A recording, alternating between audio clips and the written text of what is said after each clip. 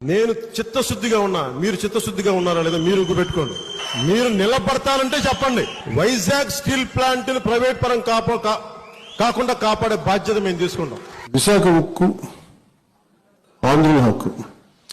ఏ ఆంధ్రుల హక్కు అంటే ఉమ్మడి ఆంధ్రప్రదేశ్ హక్కు. ఇది మీరు ఇక్కడ ఎన్నైనా మాట్లాడతారు. ఇక్కడ వెళ్ళి నేను బాధ్యత వహిస్తే దెబ్బలు తింటాం మీకోసం, జైలుకి వెళ్తా, పొడి చేస్తాం, చంపేస్తాం, ఇది చేసేస్తాం. అలా ఇక్కడేం జరగదు. అక్కడ ఢిల్లీ అది కుదరదు. అట్లా ఇక్కడ ఎన్నో మాట్లాడచ్చు.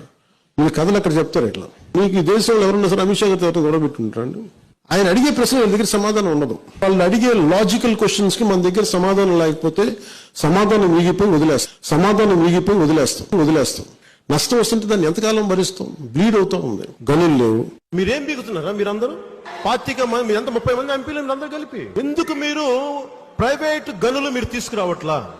క్యాప్టివ్ మైన్స్ కనుక మీరు ఇవ్వగలిగితే ఇలా ఉంటుందని చెప్పి మొత్తం ప్రెజెంట్ చేసి పట్టుకొచ్చాం. ఆయన విన్నారు, చాలా క్లీన్ విన్నారు.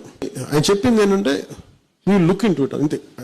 ఆ స్థాయి వ్యక్తులు కూర్చోబెట్టి గంటలే మాట్లాడరు, పేజీలు ఏమన్నదు. You look into it అంటే చాలా భావగర్భితమైన వాక్యం అది.